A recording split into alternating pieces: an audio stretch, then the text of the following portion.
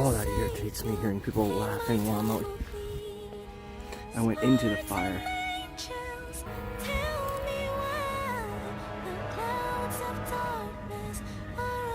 The butterfly's showing symptoms. The same symptoms as that. Stanley Park. It was so beautiful when I grew up.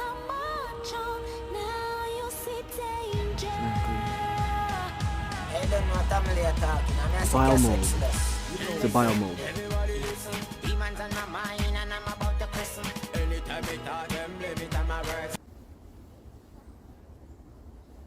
God bless the land.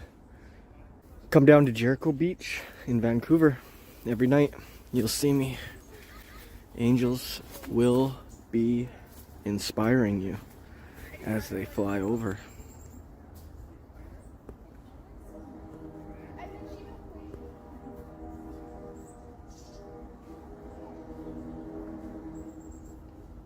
Yeah, you hear that?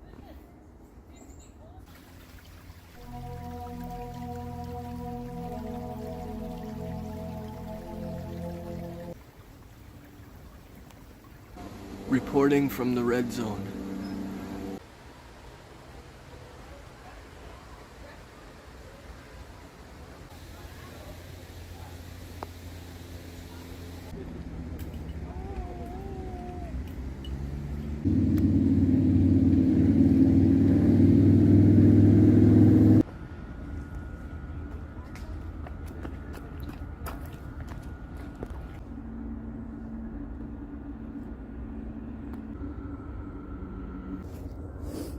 Alright, Smallwood reporting for duty. Observing and reporting.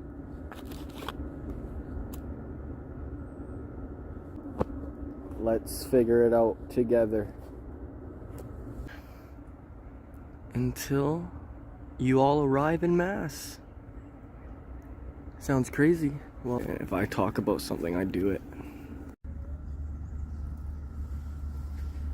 The art of war, then, is governed by 5 constant factors, to be taken into account in one's deliberations when seeking to determine the conditions obtaining in the field. These are 1. The moral law, 2. Heaven, 3. Earth, 4. The commander, 5. Method and discipline. The moral law causes the people to be in complete accord with their ruler, so that they will follow him regardless of their lives, undismayed by any danger. Heaven signifies night and day, cold and heat, times and seasons. Earth comprises distances, great and small, danger and security, open ground and narrow passes, the chances of life and death. The commander stands for the virtues of wisdom, sincerity, benevolence, courage, and strictness. By method and discipline are to be understood the marshalling of the army in its proper subdivisions, the graduations of rank among the officers, the maintenance of roads by which supplies may reach the army, and the control of military expenditure. These 5 heads should be familiar to every general. He who knows them will be victorious. He who knows them not will fail. Therefore, in your deliberations, when seeking to determine the military conditions, let them be made the basis of a comparison in this wise. 1. Which of the 2 sovereigns is imbued with the moral law? 2. Which of the 2 generals has most ability? 3. With whom lie the advantages derived from heaven and earth? 4. On which side is discipline most rigorously enforced? 5. Which army is stronger? 6. On which side are officers and men more highly trained? 7. In which army is there the greater constancy both in reward and punishment? By means of these 7 considerations I can forecast victory or defeat. The general that hearkens to my counsel and acts upon it will conquer. Let such a one be retained in command. The general that hearkens not to my counsel nor acts upon it will suffer defeat. Let such a one be dismissed. While heeding the profit of my counsel, avail yourself also of any helpful circumstances over and beyond the ordinary rules. According as circumstances are favorable, one should modify one's plans. All warfare is based on deception. Hence, when able to attack, we must seem unable. When using our forces, we must seem inactive.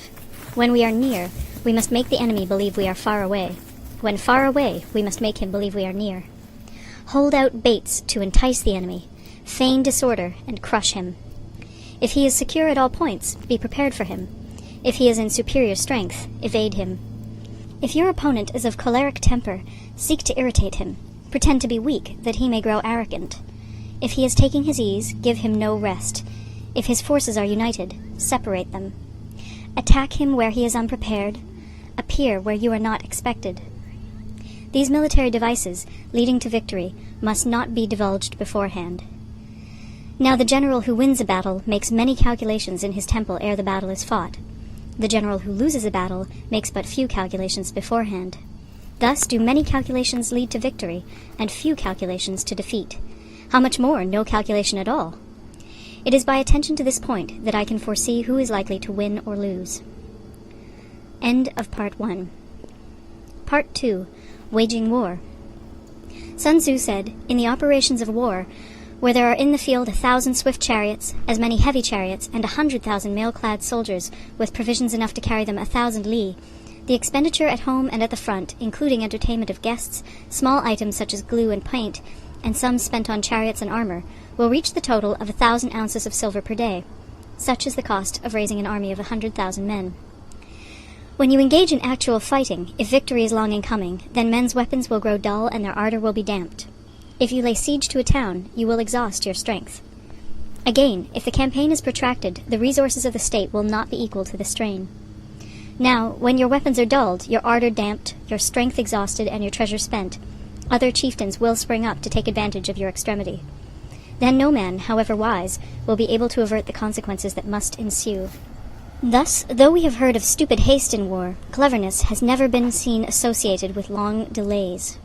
There is no instance of a country having benefited from prolonged warfare. It is only one who is thoroughly acquainted with the evils of war that can thoroughly understand the profitable way of carrying it on. The skillful soldier does not raise a second levy. Neither are his supply wagons loaded more than twice.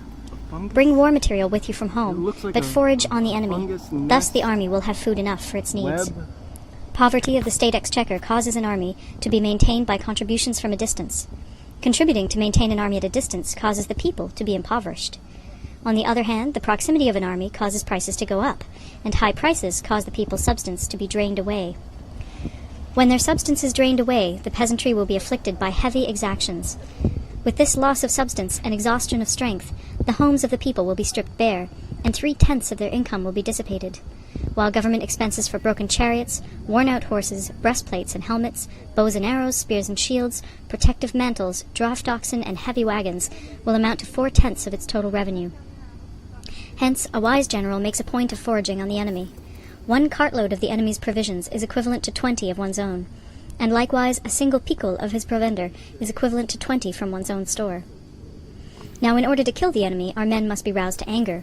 That there may be advantage from defeating the enemy, they must have their rewards. Therefore, in chariot fighting, when 10 or more chariots have been taken, those should be rewarded who took the first. Our own flags should be substituted for those of the enemy, and their chariots mingled and used in conjunction with ours. The captured soldiers should be kindly treated and kept. This is called using the conquered foe to augment one's own strength. In war, then, let your great object be victory, not lengthy campaigns. Thus it may be known that the leader of armies is the arbiter of the people's fate, the man on whom it depends whether the nation shall be in peace or in peril. Better to recapture an army entire than to destroy it, to capture a regiment, a detachment, or a company entire than to destroy them. The general, unable to control his irritation, will launch his men to the assault like swarming ants, with the result that 1/3 of his men are slain, while the town still remains untaken. Such are the disastrous effects of a siege. Therefore the skillful leader subdues the enemy's troops without any fighting. He captures their cities without laying siege to them. He overthrows their kingdom without lengthy operations in the field. With his forces intact, he will dispute the mastery of the empire, and thus, without losing a man, his triumph will be complete. This is the method of attacking by stratagem. The rule in war, if our forces are 10 to the enemy's 1, to surround him; if 5 to 1, to attack him; if twice as numerous, to divide our army into 2. If equally matched, we can offer battle. If slightly inferior in numbers, we can avoid the enemy. If quite unequal in every way, we can flee from him.